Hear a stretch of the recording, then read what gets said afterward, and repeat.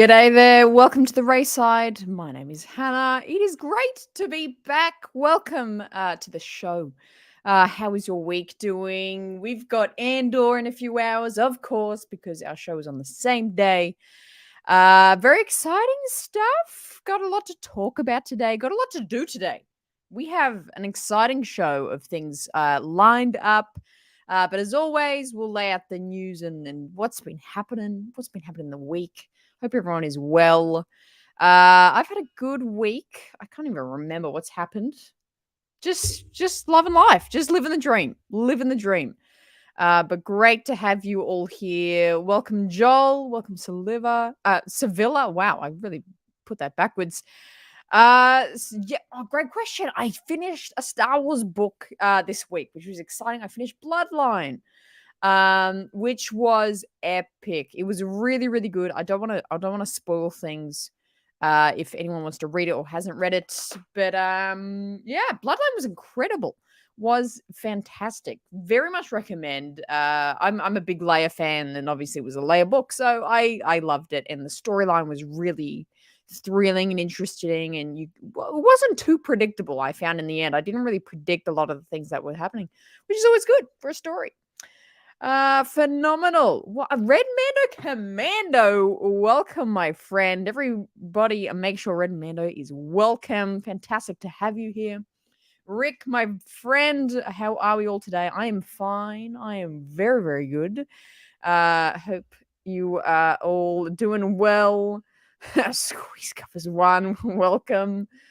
Bloodline been out since 2017. I think spoilers are okay. I know, but still, like, that's a good point. Like, I feel like if it was a movie, it's like, yeah, you can talk about a movie that came out like 5 years ago. But I feel like there's so many Star Wars books, but like maybe people haven't got to it yet. I don't know. But yeah, it was a good book. I guess I could spoil some of it. But that was a fantastic book. Really, really enjoyed. I'm actually still undecided on what book to go on to next. I'm like 80% sure I'll probably do Catalyst, but I kind of want to read Lost Stars as well. So let me know your thoughts on those two if you've read either of them or both of them. That's phenomenal. Now, we've got a great show on today, if you can't tell by the thumbnail and my excitement. It was a very cool episode last week in parts, and we won't delve into my perspective of last episode. If you want to go hear my full debrief on episode 5 of Andor, make sure you go check out the Star Wars Underworld. I'm a host over there with Ben, Chris, and Dom. And we also had a special guest, Din from F105 Music over there. We had an almost 3-hour show debriefing this episode of episode 5 of Andor. And if you didn't know, I was a little bit mixed on last week's episode.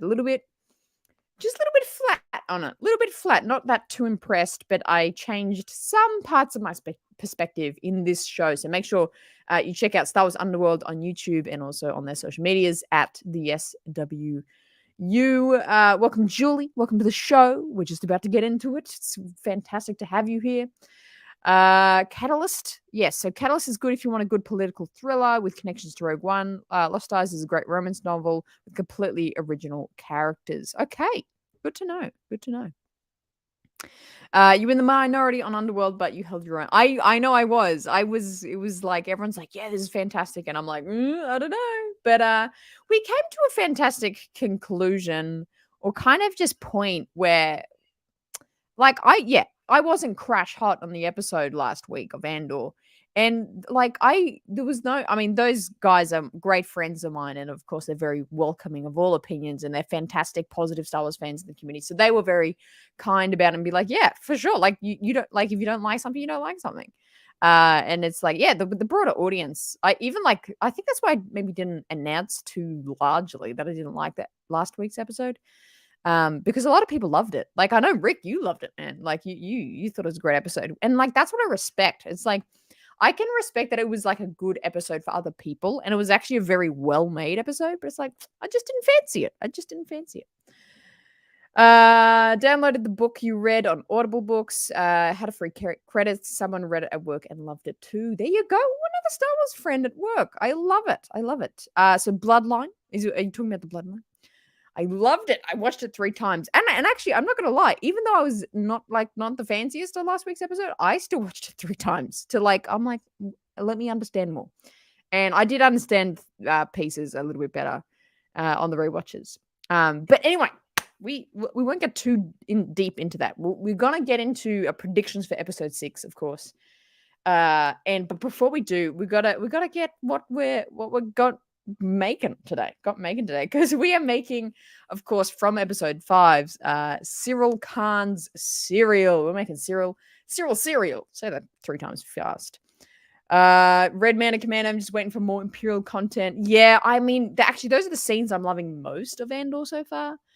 They're really, really good. I love that whole ISB scene as they're all talking around. It was very like a New Hope Imperial table scene on the was that on the Death Star, or was that just on the Star Destroyer? I don't even remember. But totally agree. Okay, let me give you the lowdown what we're making today. So we are making the cereal, of course. Now the thing about this show, and the thing I do on this channel, is I make things. And honestly, these are things I make either for like May the 4th or just for fun in my spare time. And a lot of these things I did as a kid. And so a lot of these projects are meant to be quite accessible. So I'm not going for screen accuracy today. I'm just going for like the effect and the fun and the enjoyment of making this cereal. So I could have gone all out and probably made cereal and got the blue and the brown mixed in together like it was screen accurately showed to us. But we are not. We're just going with some store-bought cereal. We've got some cocoa bombs here, which by looking at the picture, that's pretty accurate to what we see in the cereal, right? It's just without the blue. So of course you could find the equivalent they're just like cocoa flavored like wheat balls essentially. In Australia, I didn't even know this was a brand, Lowen Whole Foods, but I got this one because it's gluten free, and I'm unfortunately gluten free. So that's the one part. We got the cocoa bombs or the balls for the cereal. Now the second part, the key part, is the blue milk. Now, if you are an OG fan of this channel, you know on our very first episode we made blue milk together, which seems like an awfully long time ago now. And that was quite a construction and concoction of ingredients with like coconut and pineapple and lollies and all these kinds of things in it. So we're not going to be doing that this week, but we are not doing the simple milk and blue food coloring either. We're going to be doing a little bit of a process, a little bit of a science on this milk to make our own blue milk again, but in a completely different way. So the key ingredient here. Oh, Action Cam. Let me get Action Cam up because Action Cam needs to help me here. What the key ingredient here is, which is going to help us color our blue milk and make our blue milk blue, is M&Ms. This is what we're doing this week. So what we're going to be doing is we're going to be coloring the milk with blue M&Ms. Essentially, we're going to put all these bunch of blue M&Ms in there. Well, firstly, we have to like pick them out of the bag, and then we're going to color the milk with them. Hopefully this works, and it might give a bit of like a sweet chocolatey like flavor perhaps. But I mean, the milk is going in chocolate cereal, so I feel like it might go well. It should just add to the chocolatiness. But welcome Action Cam. Gotta love Action Cam. Was Action Cam with us last week? I think he was. But it was the other week. Yeah, the other week he wasn't here. But yes, we're gonna be making our blue milk first, and then obviously add it to our cereal. Fantastic. So obviously, first things first, we've got to make. How am I going to do this? I should have got a second bowl or something. Every week, I think I have everything, and I never have everything. Should I just put it? I'm going to put it on the board, actually. But yeah, let me know if this theory, this blue milk theory that we've got going. Oh, nice. We've got a lot of blues in here. We've got a lot of blues. Oh, there's even more blues in here. Jeez. Let's see how blue we can make this milk. Chocolate, more chocolate is never a bad thing. I love it. That's a good way to live, I think. Let's put it straight into the glass. And we've got a nice glass here so we can see how blue the process of the blue milk getting blue. Now, I don't know. Actually, is this going to be too many? I actually don't know.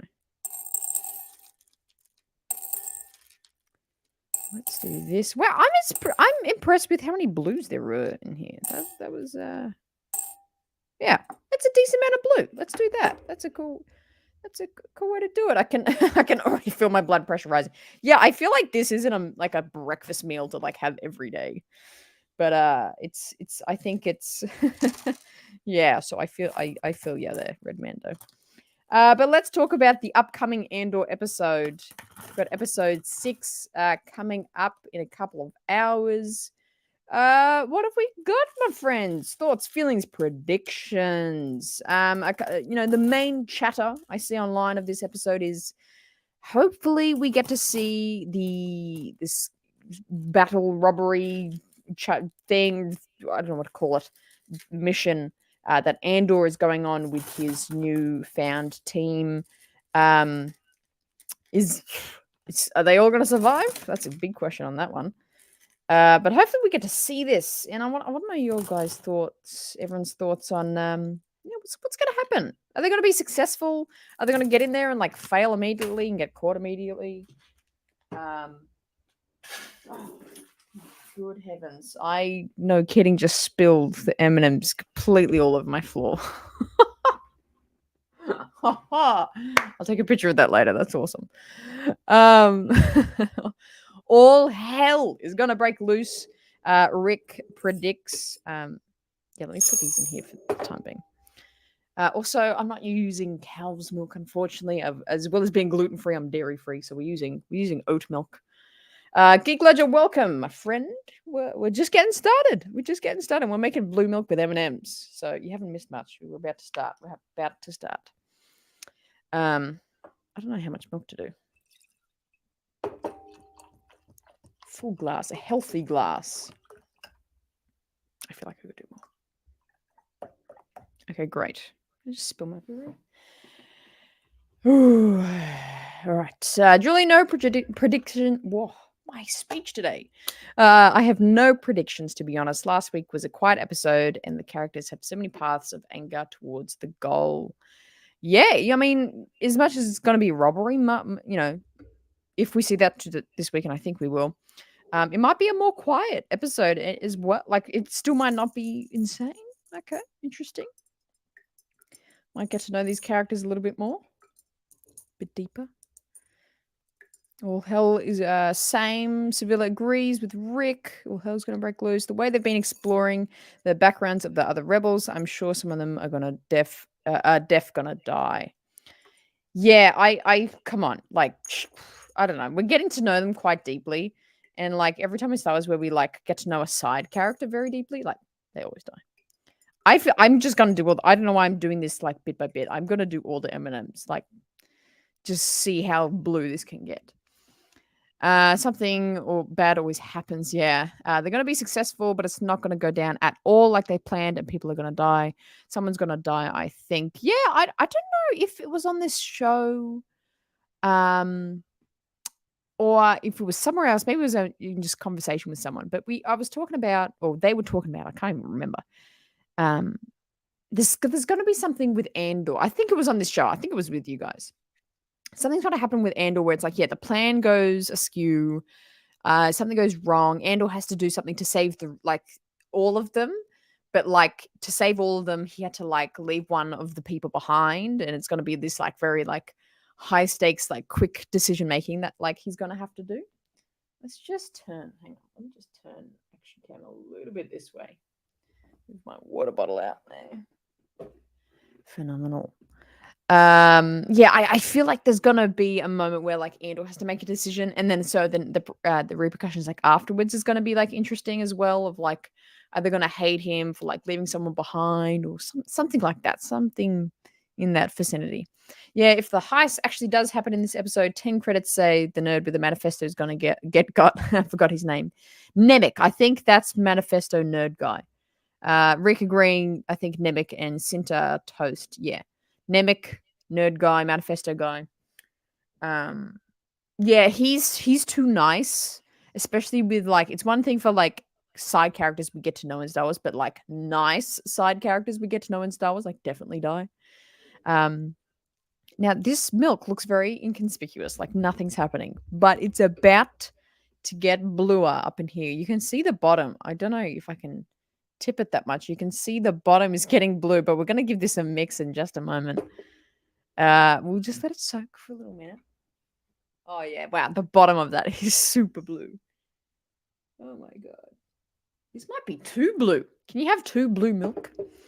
Not Andor relates, but a Star Wars rumor. Hey, trying stirring the milk. Yeah, I want to like let it like absorb all the moisture, like the M&Ms like get soft, and then we'll give it a little whirl, which I feel like we could do now because there's a lot of dye in there. All right, ready for this? Oh, that is satisfying.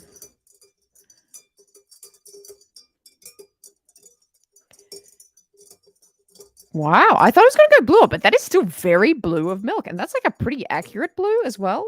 It's not like too deep. Matthew, welcome in the chat. Everybody, welcome, Matthew. Wow, that is a beautiful blue milk. We oh, by the way, Matthew, we've dyed this with blue M&Ms. Thinking outside the box here today. All right, I'm gonna still let that sit. I feel like there's more blue to come out of these M&Ms. We'll let that sit a little longer. That's amazing. Yeah, that worked really well. That's like a really spot on blue. Hey. Are we on the blue milk phase? We are.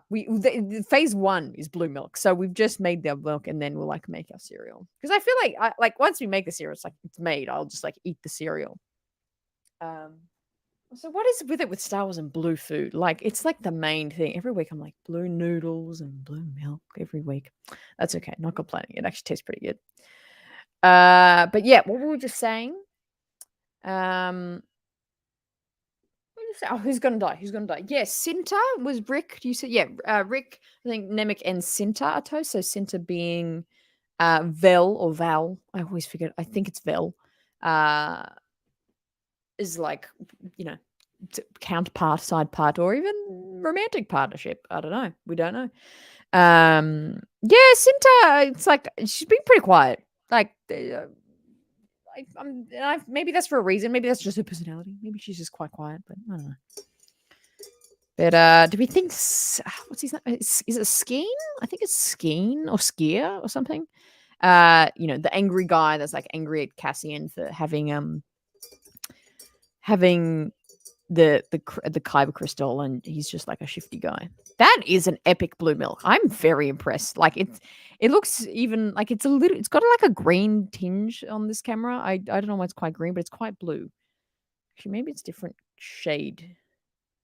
See, I feel like that's a little bit more that's a little bit more green in the action cam, but it's actually it's very blue. Yeah, that's bright. Look at that. That is blue milk. If you shot me in the leg with it. I don't know. That's blue milk. I don't know if that's a saying, but it's going to be a saying.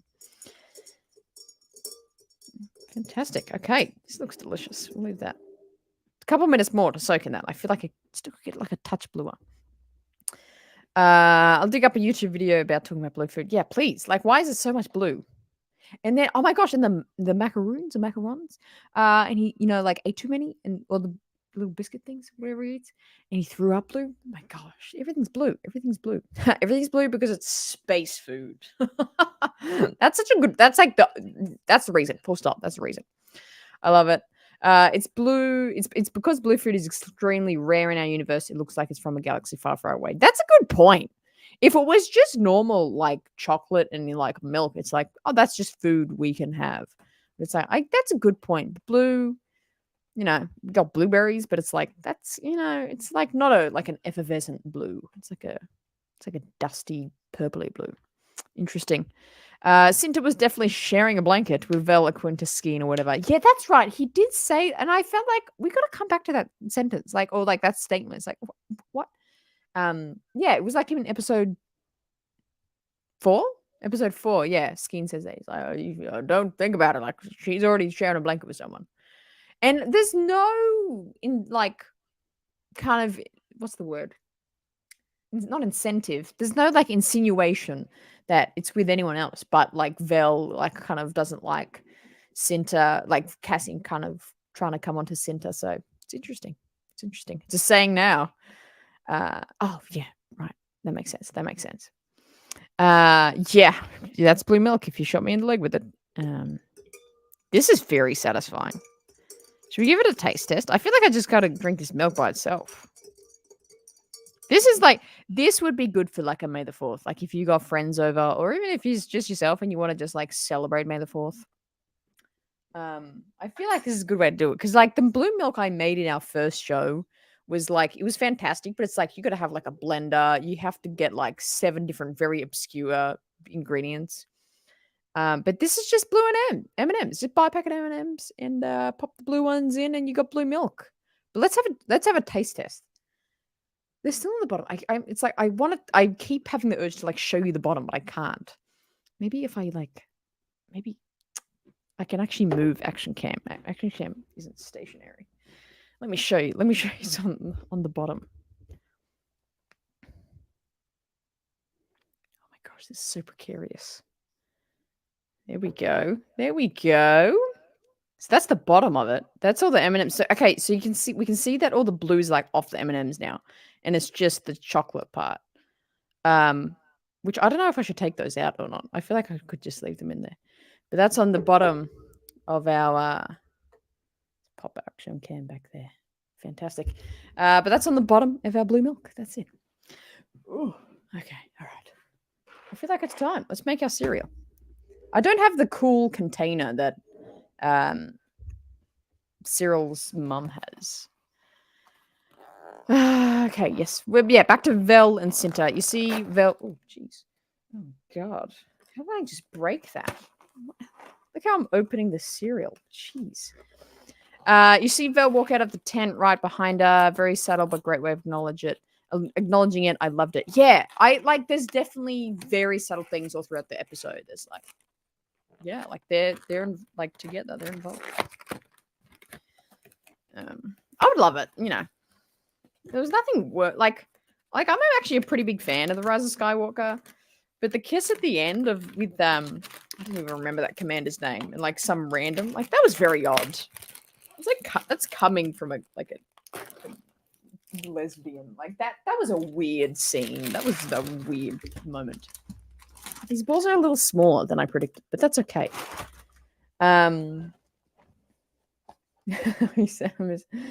I thought Cinta was with Vel. Yeah, because both in kind of the same tent. Oh, yeah. See, what you guys picked this up more than I did. Yeah. So the tent thing, I can't even remember the tent thing. I'm gonna go back and look at it.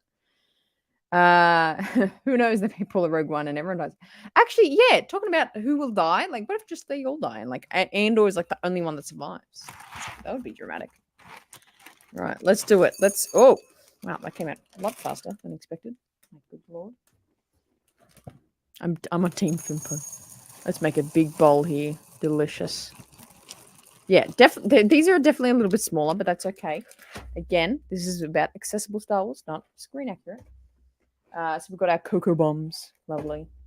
Let's add our blue milk. Let me have some water before I have this sugar bomb of a bowl of food.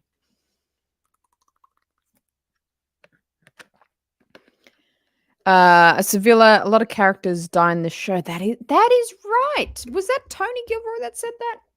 Or someone else is like, he's like, yeah, well, you know, a lot of people are gonna die. Yeah. Someone said that at some point. With according to and got to with Andor. Okay. Let's give it one more stir. I don't want the actual M&M part to like get in this. Hang on, better show it to Action Cam again. I feel like this is gonna.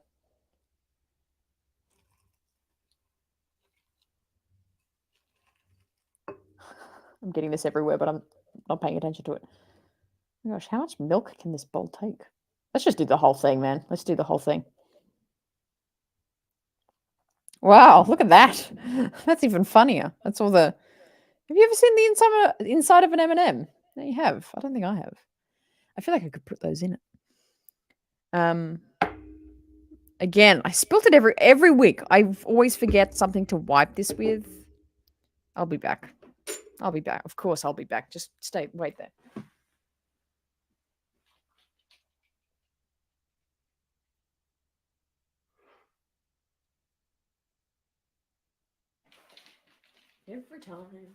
Every time I think I have it all, but I forget the paper towel. Soak that up a little bit. Yes, I agree. The Rise of Skywalker, I enjoyed it, but the kiss seemed really shoved in there. It was a big talking point, not organic at all. That's total J.J. Abrams. Yeah, I mean, I'm pretty indifferent to J.J. Abrams, actually. I wouldn't say I'm a fan of his work.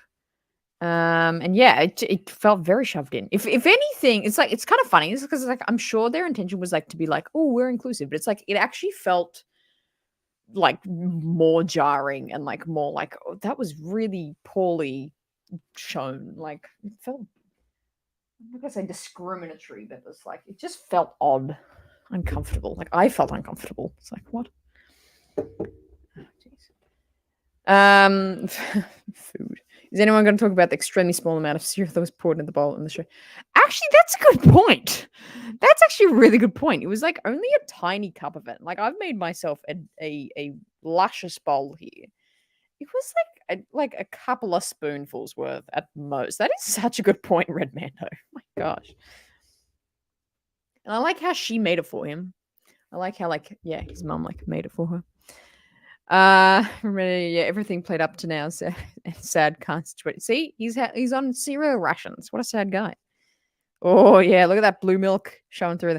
I like how you like can't see it's blue milk, and then like you stir it and you can see the blue milk. That I'm living in Star Wars right now. I'm living my best Star Wars dream. Now, that's a big talking point. Do you milk first, cereal first, and do you kind of let your cereal sit, or do you eat it straight away? I feel like we're gonna have a taste test straight away. I'm not gonna wait that long.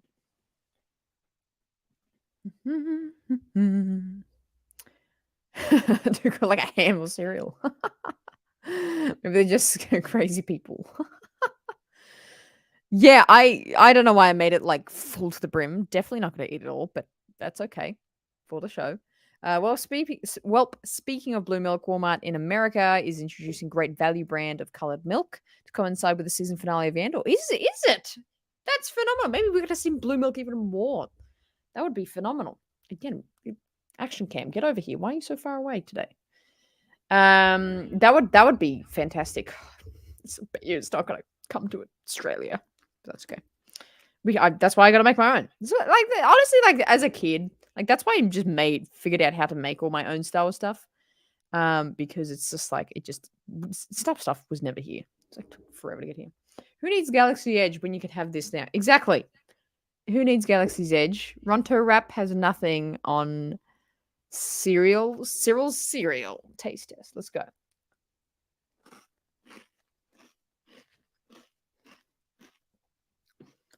Good stuff. Man, this show is fun. It's good to eat food, talk about Star Wars. Very chocolatey. But I can't tell if that. I forgot to taste the milk by itself. My God. I can't tell if it's the milk that's super chocolatey or if it's the cocoa balls themselves. Mm.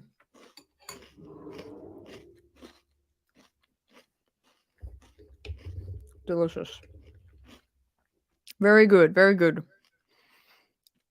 They intended to roll it out after the premiere, but they had supply chain issues. Yeah, I know, right? I was going to say that. I was like, you should probably do it at the start. So it's like, you've got like 7, no, how long? 8, 9, 10 weeks or whatever of like Andor. It's like you got 10 weeks of like active marketing for being like, hey, go get this Andor thing in stores. That's an average bowl of cereal? That's the one thing of like in America. It's like the more I talk about food with Americans, it's like the size difference. It's like I'm like genuinely gonna eat this. Actually, this is delicious. But if the crunching is too loud, let me know because I'm kind of self-conscious.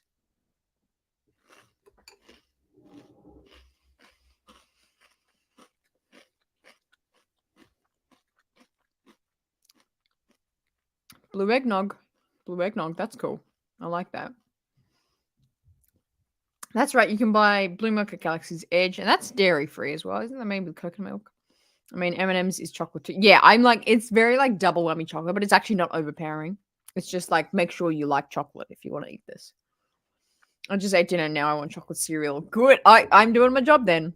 Like, but again, how aesthetically pleasing is it when I do the little spoon thing and you can see the blue milk? I'm in Star Wars. I'm in Star Wars. This is the greatest day. Yeah, it just tastes like a chocolate bowl of fun. Yay.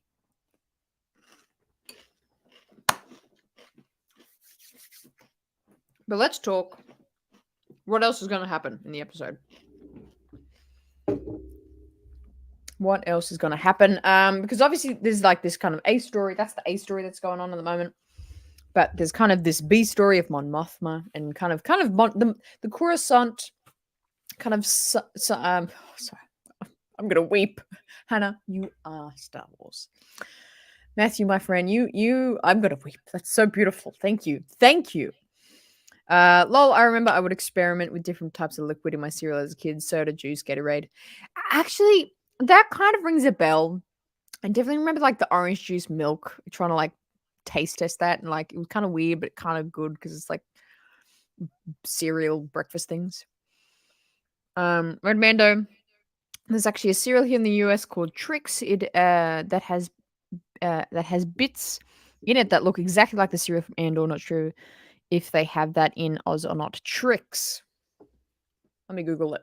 Maybe we do, and I just don't know. Trix, you say? Sounds like a Twix. Trix cereal. That doesn't look familiar, but it looks very bright and fun. I love it. That looks isn't like, you know what's funny? There's so many types of cereal out there. I'm pretty sure like they're all the same. It's just like puffed either wheat or grain with like sugar and coloring. It's like it all tastes the same. But I do have to say, America has a very extensive like cereal variety, where Australia, I feel like we have very minimal. Like it's like half an aisle at a grocery store here. Where I feel like in America, you guys have just like hundreds of varieties of blue cereal. Blue cereal? I wish it was all varieties of blue cereal. But varieties of just normal cereal. But sorry, yeah, back to episode 6. Stay on track, Hannah. I'm just gonna keep stirring it for you because this blue milk is really satisfying to watch. Yeah, we got this bee story of Luthen, Mon Mothma, Deirdre, the ice bee lady. What were your thoughts there? Luthen was a little bit worried about how the mission's gonna go. Mon Mothma has a kid, and like Perrin is like a bit of a, I don't know what's Perrin's deal, but he's just annoying. You know what's gonna happen there? Are we gonna see the dinner party? Actually, that's a genuine question. So I'm firing 50 questions at you. That's a genuine question I have. Is the dinner party already done? Like, we got that scene of them in their transport going back, what looked to be like they were from something going home. Was that the dinner party? But then I'm like, but the dinner party was at home. But I'm like, well, what were they coming home from? Or was that just like an irrelevant detail? Like, is the dinner party happen? Because I really want to see that dinner party happen. Tricks are for kids and kids at heart. I've always preferred Nesquik. Actually, Nesquik is like, this is like the gluten-free version of Nesquik. Like in Australia, you can get Nesquik that are like chocolate balls, which I feel like you could use in this recipe, I guess, quite well. But yeah, Nesquik is good. Nesquik is good.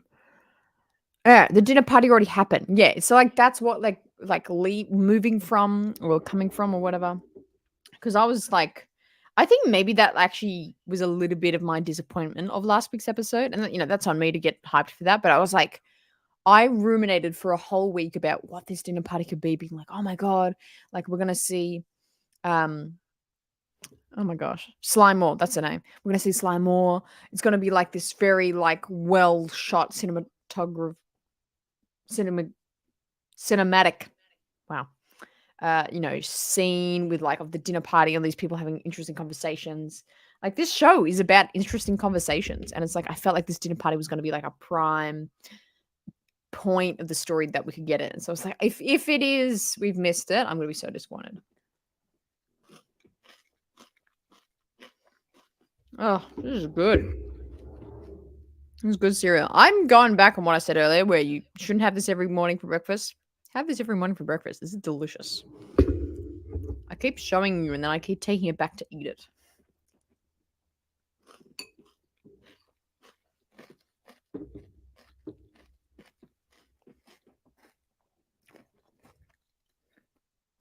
I think we're going to find out who this new partner Mon Mothma wants to bring into the circle is. Yeah, hopefully that's this week or very soon at least. And like, who could that be? You know, Bale, but he's probably already involved at this point. Is going to be someone we know. Maybe it's someone we actually don't know, and it's someone you know who it could be.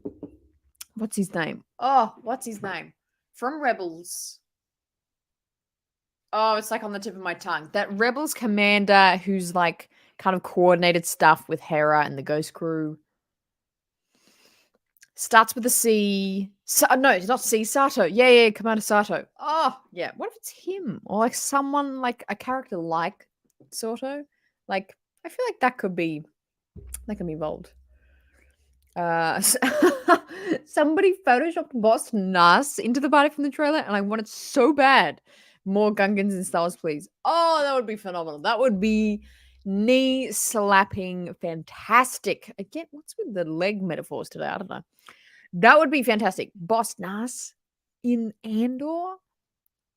Oh, couldn't get any better than that. That would be the peak of Star Wars. We could not get any better than Boss Nass being at a table with senators during the Empire. That is top. That would be top tier. It's probably Bale. Well, yeah, I feel like it is Bale. Like maybe like I know he's like involved and he's doing good things at this point in time, but it's like maybe he's just like not as connected yet, and like she connects him a little bit more. Red Mando, depending on how much Andor is going to go into the ISB, I wonder if we'll get to see any live action ISB agents like from Battlefront 2 or Agent Callus. Yeah, that's a fantastic point. And it shows like Rebels and even the campaign of Battlefront 2 is like fantastic, phenomenal story. And there's a lot of books out there as well that like has a lot of characters in this time period that could show up.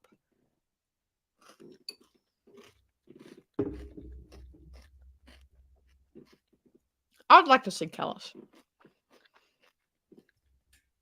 I'd love to see Callus. Yeah, that would be incredible fan service. Yeah, Boss Nass, that's fan service.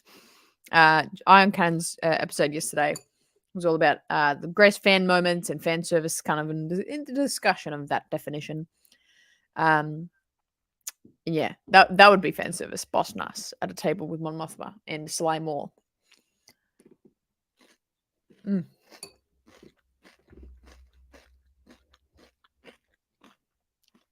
It's good cereal. But what else could potentially show up? Because this whole Coruscant scenes we're getting here of Luthen and all that is really interesting.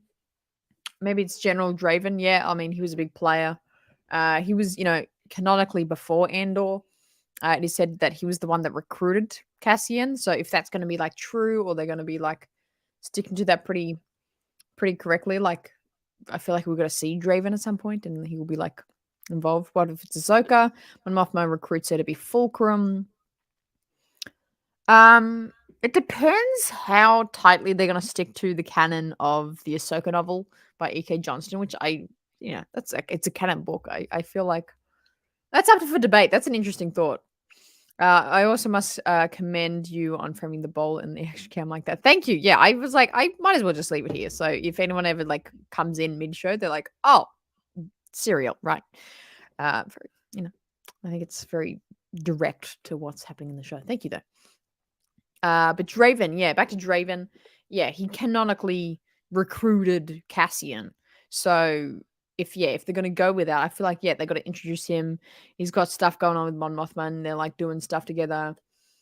And then maybe Luthen's like, hey, I've got this guy. I think he could be helping us and like be a commander or captain, whatever for us. And goes forward from there. Now, speaking from what Hang on. Let's talk about some of those comments before we move on.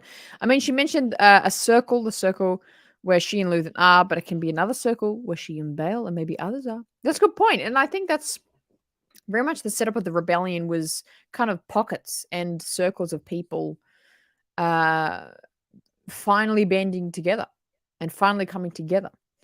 Um, so yeah, it's probably very true that it's not just one circle. There's many circles, and maybe some people are kind of a bit of a Venn diagram in different circles. Like the rebel cells, they exist, but they don't know exactly other from anonymity purposes. Exactly. I don't think we're going to see much of any crossover with Filoni Mandiverse. I don't think Ahsoka or any fan faves like that are showing up. Yeah, it's like it's kind of funny though because it's like from the comments of what Gilroy has said, it's like, yeah, I feel like we're not going to get a massive cameo like that and not Ahsoka. But it's kind of annoying because it's like I feel like to the story, like Ahsoka's like involvement and character here would be very relevant. And I might have different thoughts at the end of the show, but I feel like it would be. It feels more odd that she isn't involved or we don't know her. She's Fulcrum, and like Andor's like secret name is Fulcrum. Like I feel like they should know each other, Cassian and Ahsoka. Um, but yeah, interesting thought. I like your takes, Rick. Rick, very always have very good thoughts. Maybe the circle are those who will make up the Rebel High Command. I think so. I think this is kind of the skeleton of what the Rebel High Command will eventually be. I'm like feeling the sugar now. It's like this is very sugary.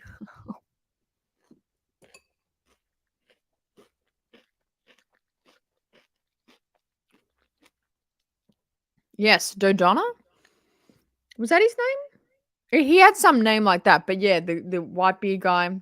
What if we could see a younger version of him? That would be fun.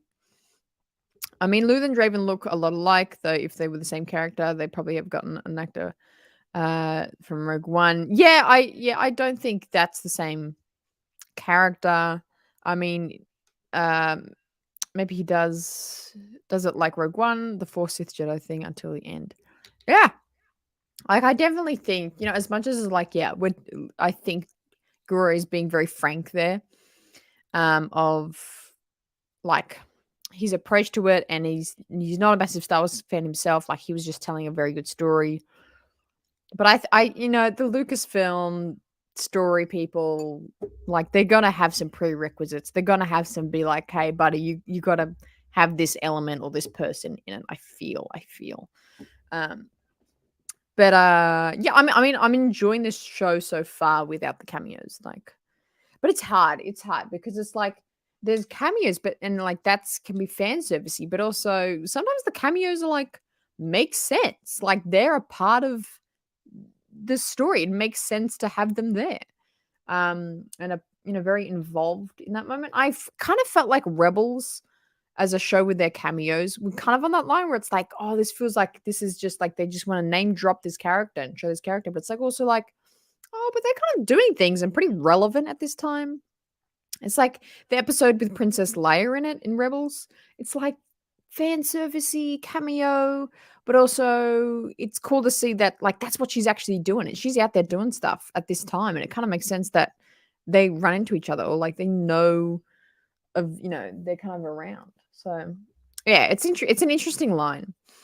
Fun times. I'm gonna read Charles Soule's Undiscovered Country comic and then sleep. Fantastic. Well, thank you for stopping by, my friend. Good to have you in the chat. I'll talk to you soon. We talk like every day, so I'll talk to you later, Matthew. Thank you for joining in.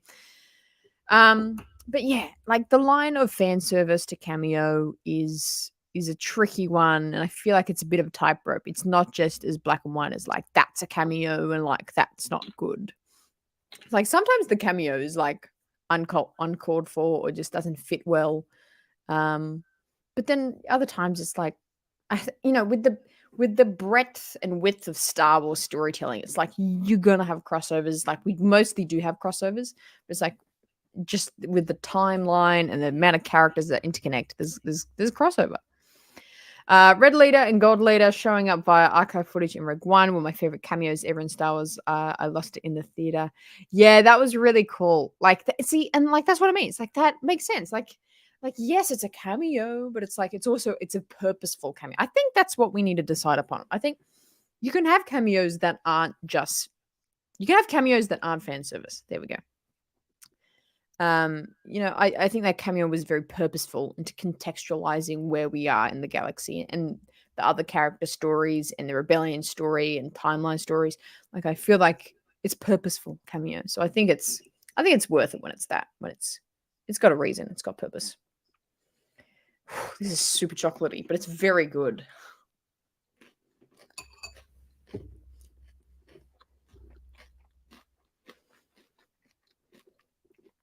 Very sweet, but good. Another part of this show is I really, again, back to Luthen. Like, I really like Luthen's character. I think he is such an interesting guy and what he's doing for the rebellion. And I want to know why he's got a very strong moral compass. And I want to know his background. Where did he come from and why he's in the fight and why he's like, we know bits of it, obviously, just in his conversation with Vel and Cassian. But I want to know more about his background. He's a character which I didn't think he was going to be a super favorite character of mine, but honestly, he's probably my apart from Mon Mothma, of course, and Cassian. But Luthen is like, yeah, like tied first with those two as my favorite character from this show. Here was the difference seeing Wedge in the Rise of Skywalker. Felt like a groaner. Thrown in to get the fans to go, hey, yeah, like see that felt. I agree with it. Like that felt like a bit too on the cameo just for this fan service side, which is not as enjoyable. Agree there. I mean, if Bale appears, maybe R2 and 3PO too. Yeah, it's that's a tricky one because it's like I know that wasn't a question, but seeing R2 and 3PO, it's like it's gonna be like, yes, like like they're there. But it's hard because it's like I love those characters. So like who can not like R2 and 3PO? Come on. But the purpose of it, is it got a meaningful purpose? Or maybe, we don't need purpose all that much. I honestly remember nothing from the Rise of Skywalker. Or was that a pun? Was that a pun of the Rose of Skywalker? Because Rose like was barely in it, and she had like one line or something. If that was a pun, I commend you, and that's funny if I didn't get the first go. But yeah, I don't think I actually now that I think about it, I think Commander Soto from Rebels in Andor would be like a fantastic, like that would be fan servicey, but I feel like that would be very purposeful. I feel like that would be a cool character. Okay. I was gonna say, like, I feel like that's a good joke though, the Rose of Skywalker, because it's like, well, she wasn't really in it, so but love to Rose. That's I say that with displeased tone that I wish Rose was more in the movies. That's really funny though. But yeah, Commander Sorto. That guy was a cracker. What a great guy. Wait, he didn't die though, did he? Is Joel still in the chat? Did Commander Sorto die before now? Hope not. Hope not. I've like hinged my hopes on him now. Luthen is my favorite character. Stellan Skarsgård is just killing it. So intense when he yells, look at me to Vel, and I jumped. I want to know what he's really up to. Yeah, actually, I felt like I never spoke about that moment in like any of my streams. Yeah, that what a scene, what a moment. That was so jarring, especially because it's like up until that point he had been very like collected, still very like only says what he needs to, like a very purposeful kind of guy. And then he just like randomly like look at me. It was so intense, so random. Just unhinged. Little unhinged. Come on. But it's really funny. Stellan Skarsgård was apparently in the Mamma Mia movies. And every time I watch Andor with my girlfriend and like Luthen's in it, every time she says, "Oh, look, it's the guy from Mamma Mia," and I'm like, "Oh, don't say that, ruins it, takes me out of the movie." But that's really funny to think of like Luthen was in like a musical Mamma Mia movie. That's really fun. That's really fun. But yeah, I definitely hope to get like I feel like he's gonna be a character that we're just gonna see through the whole show. Um, and I think we'll get to know more of what he's doing. I don't think he's evil. Like I don't think it's like a bad thing of like his background, but I feel like there's just more to his story and character that we're gonna find out. Um, Mon Mothma. Who else we got? Yeah, the Cassian kind of gang. I'm now thinking this is going ahead of Andor. It's like they've really done it in arcs, really, like very Clone Wars esque, where it's like the first 3 episodes were very much like their own thing. Like Ferrex, like we haven't even like mentioned Ferrex yet in these past 2 episodes. And so if we're doing that same setup, the next 3 episodes, or sorry, well, like we've had the 2 episodes on Aldani, and then this episode. So like this is gonna be like the final episode of this arc. So next week I feel like it's gonna be another layout, another setting, another environment again. I definitely think obviously after they do this mission, they're gonna have to like go do something or like run away or whatever, go meet up with Luthen, go to Coruscant maybe Cassie goes to Coruscant, meets Mon Mothma, meets people there, and maybe if Mon Mothma's with Draven, maybe that's where they meet up and Draven's like, I like you, kid, you should join. I don't know. But I definitely can see them doing these like arc types, which I enjoy, but I enjoy it just as much as I like the episodic style of the Mandoverse. Joel usually has great questions of like, oh, Whiplash, what's going to be better? But I definitely think both have their place. Like the Mando episodic feel, where it's like every episode's its own story. Yes, it all connects, but it's like one episode, it's like its own thing. That worked for Mando because he's like, it was like this solid character, and it's like he's got his Grogu. He's just kind of going on a new little adventure mission every episode. Like that worked, I think. Whereas I think for this show, Andor being quite like, yes, it's based on Cassian's experience and from his lens, but it's also from a lot of other lenses of like what's happening with the rebellion and how it's building. So they need to have that breadth and width of storytelling. So an episodic show for this would have felt really jarring, I think. So it makes sense that they're doing these arcs like they did with Clone Wars.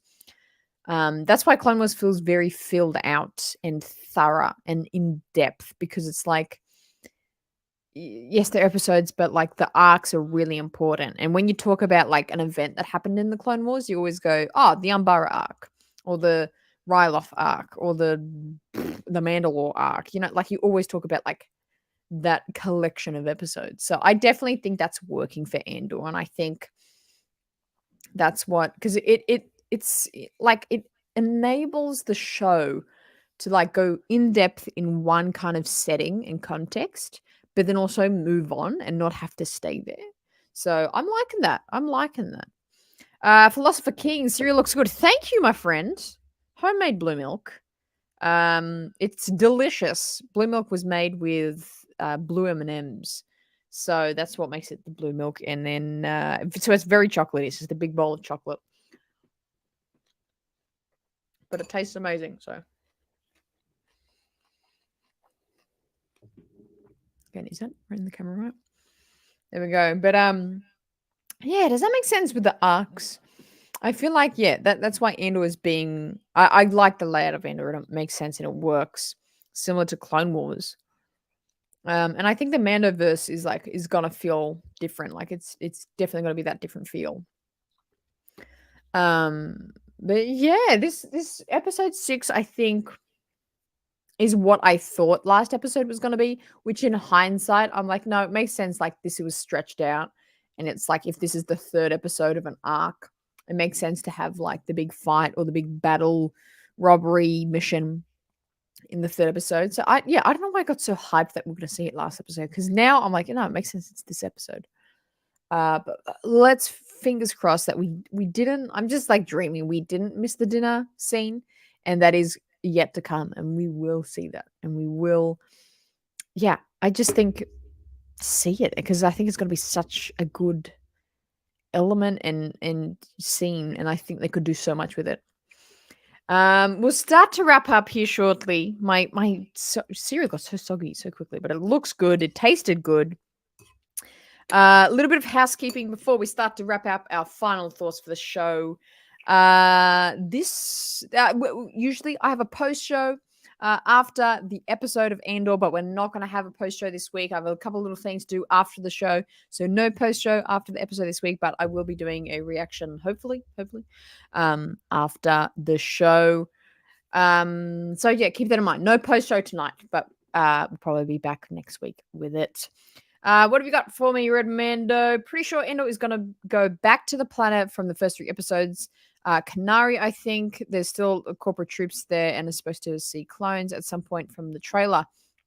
Yeah, so Canary was the home planet of Cassian. Of like, oh yeah, we haven't had any flashbacks of young Cassian for a while.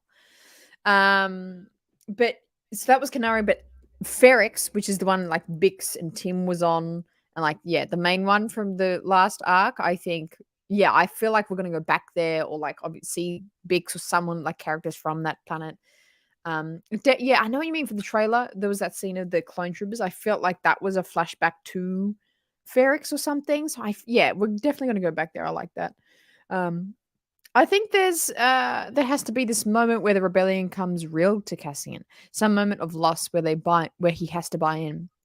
Could it be something that happens back with Bix and Marva? I think so. The relationship and story and context of him and Marva was very emotional and very charged. Well, that's at least what I got on screen. So I definitely feel like we have to go back there at some point to that Marva, and like when he leaves, she's crying. Like, is she just crying because he's leaving? Like, I'm not too sure. But yeah, I definitely think something with like I think Bix is gonna leave Ferrix to like meet up with Cassian somewhere or something. But definitely I think when it's not the last of Ferrix we've seen. Philosopher King, the 3-act structure of these episodes does make it feel like each episode doesn't stand alone as well as it could if they structured each one as having a beginning, middle, and end. Yes, I totally agree. And I think coming to that that realization, I realized the purpose of last episode. It's like, okay, this isn't meant to be like perfect standalone episodes. It's like it's meant to be like watched together and watched in arcs, and these arcs make sense together. Totally agree with you. Good thought. Chris. Hello, Chris. They totally dropped that young cast plot. I forgot about it because the other stuff is so good. Yeah, like I literally just remembered just 2 seconds ago. It's like, oh, the young Cassian flashbacks.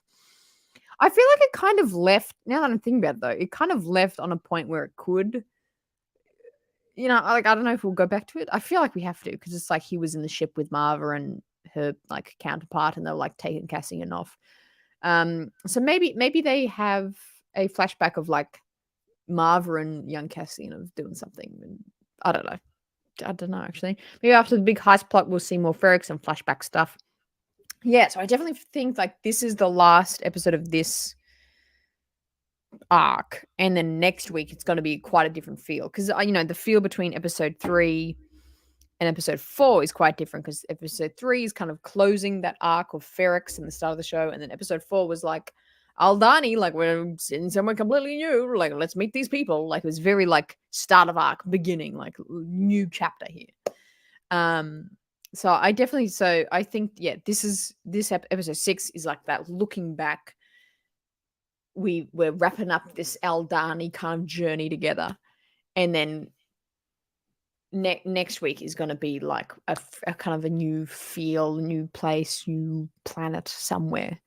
And I think, in there we can definitely get some more Ferrix and flashback story. Because, I think we're going to get a Marva Cassian flashback more as well. That jerk from the ISB is going to track down Bix or Marva, and they're going to be in danger.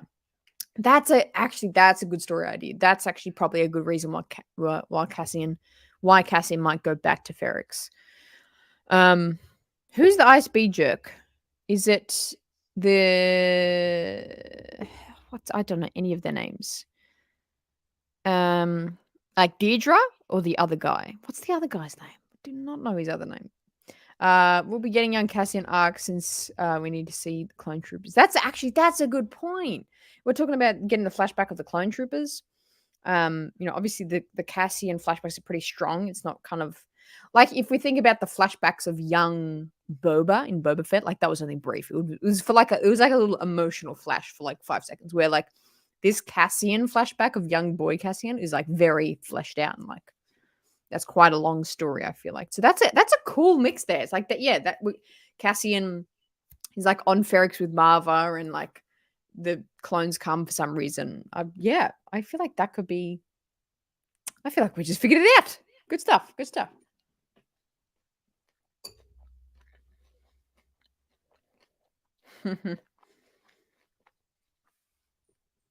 It's either going to be like only one dies or like all of them dies. I think Nemec might die if it's just going to be one person, or it's going to be like all of them, and like Cassian is like the only one that survives, or something dramatic like that. That's a good thought. It could be either two or Deidre or the other guy, maybe Deidre.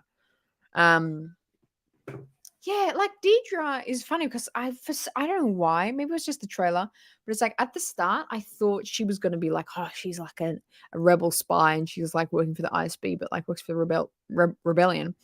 But I'm like, that can't work. Like she's going hard after finding Cassian.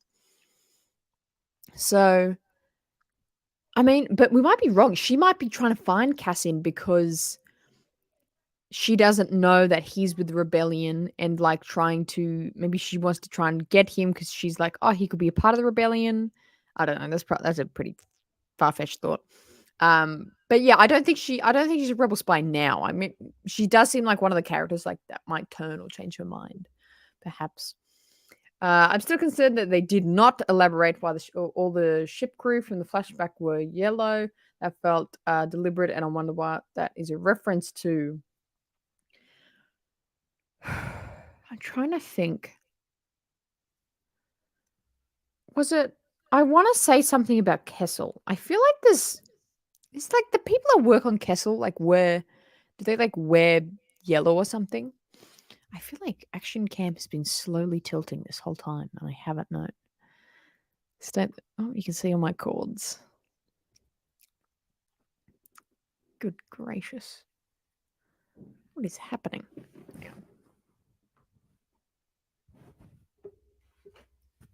There we go. Goodness, that was involved. Yeah, I feel like that's a reference to something. That's a good point. Whoa. I feel like definitely that's got some sort of meaning to it. But not quite sure what exactly. Maybe they don't make it out with the money, but Endor saves the crew to fight another day. Yeah, that's a cool idea. Um, yeah, maybe he does. He has like a split-second decision to make, and he decides to save everyone instead of like take all the money and get all the money. Because obviously, that's actually a very strong possibility. Because there's this very strong trope that like Cassian's in it for the money. Like they're all shifty of him because they're doing it to right. Sevilla's like, hold on, Action Cam, we're not done yet. It was like just 10 more minutes, buddy. But yeah, he's in it for the money. They're all in it for a purpose. And then they kind of have that flare up with Skier. I always forget his name. And these like, you want to know, like, I'm in it for the money. I'm getting paid, and like that's a big thing. I feel like that's a good storyline if like that gets flipped and like in the end he's got a choice to like take all the money and it's like only him there or something, or like save everyone, and he chooses to like leave the money and like save everyone. So then he's kind of come around with the purpose thing and people and helping people. And maybe they do maybe this gang all survive and they all continue through the show, and maybe we can connect this with the Ferrix idea where it's like Deirdre or an ISB someone goes to Ferrix and like has like Bix and Marva as hostage, and then the like Cassian finds out and he's like, gang, I saved you, can you come save my friends? And then they all go to Ferrix or something. Wow, I feel like we just mapped out Andor perfectly. Wow. Cyril is going to bring his suspicion about Andor to Deirdre, and they're going to team up together. Oh, that's right. Yes, right. Well, it's why we're here today. The serial. Oh my God, of course. Yes, he's mad. He's not happy. He's not in a good place, and he is seemingly pretty mad at Endor. So that's a good idea. So maybe that he's the one that is like, we gotta put we got to like threaten threaten Marva and Bix, so then Cassian will come to us. He seems like a guy that would think of that. Philosopher King, that sounds good. Cassian can't take the money. Yeah, I feel like we're all about agreeing with you today, Philosopher King. I think that's a good theory. It's a very good theory. I'm liking it. So much coming up. So much coming up. We'll start to wrap up the show very shortly. As always, make sure you are following all my social medias. Make sure you like the show. Helps me out greatly if you give it a like, give it a comment. Make sure, you let me know how you're doing. If you're enjoying it, make sure you let me know. I appreciate it as always. Final thoughts, Philosopher King. Saving the crew could make sense too for showing why Andor becomes so dedicated to the cause. Because right now he's most self-interested than wanting to fight the rebellion. Yeah, I feel like we're onto something, and like let's all high five at the end of the show if like we've like somehow perfectly planned out the whole, perfectly predicted the rest of the show. Because good on us for working that out. Mostly you guys. But yeah, I like that theory. I think that's very like just it makes sense for his story, and like what you said there, like he's very self-interested now, and when we see him in Rogue One, he's like all like 100% in rebellion or nothing. So I definitely think we got to see that that character turn around at some point somehow.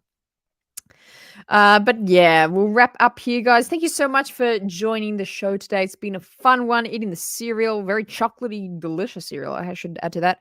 And yeah, if you want to make this at home, I definitely think this is one of my easier makes I've done on the show. So grab your Nesquik, grab some chocolate ball cereal, and get those blue M&Ms and put it in some milk to make your own blue milk. If anyone ever makes something that they see on this show, please send me photos or tag me on social media or somewhere. I would love to see it if anyone ever makes this, in real life one day. That would be hilarious. Yes, I feel like we solved it. I feel like we got it. Andor, we know what you're doing. We got this. Phenomenal. Well, thanks so much, everyone, for joining the show this week again. Great to have the discussion in the chat today. Lots of points to go across. Lots of ideas. I love it. I think we're cracking on. This is a cracking show. Even with my not too hot interest in last week's episode, I definitely am loving this show. I think it's such a fresh perspective, such a fresh like expression of Star Wars. I think it's so interesting the way it's being portrayed, and I think it's just going to keep getting better. It's going to keep getting better. So thank you, everyone. Philosopher King, Rick, Sevilla, Matthew, Joel, everyone that's been in the chat today. It's been a fantastic show. I'm going to enjoy this cereal for lunch today, and I'm going to enjoy Andor a little later on. Reminder again, we're not going to have a post show today that we usually have. So no post show straight after the episode if you watch it. But there will be a reaction a little later on. Oh, and Red Mando, I forgot to shout you out as well. Thank you so much. Thank you so much for joining in the discussion. Enjoy episode 6, guys. We'll talk about it. We'll debrief about it a little bit next week, seeing as we don't have the post show today. We'll talk about it next week and see how much we predicted from this episode. It should be amazing. So yeah, I know. I don't know how I mispronounced your name so badly at the start. I'm so sorry.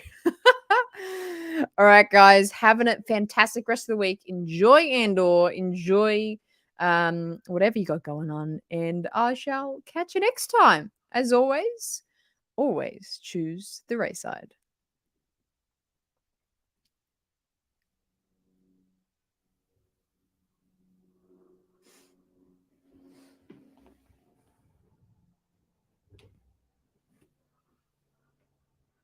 Okay.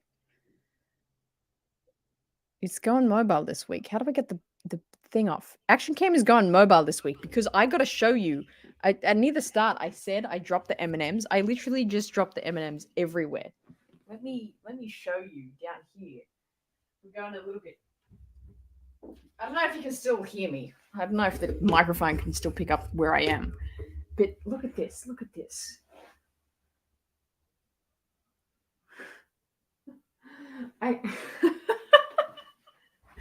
I genuinely just like I spend so long trying to pack them up, and then I put it in the bag, and I put the bag down, and like immediately dropped M&Ms everywhere. So that was hilarious. But anyway, I'll clean that up now. But thanks for joining, guys. I'll see you next time.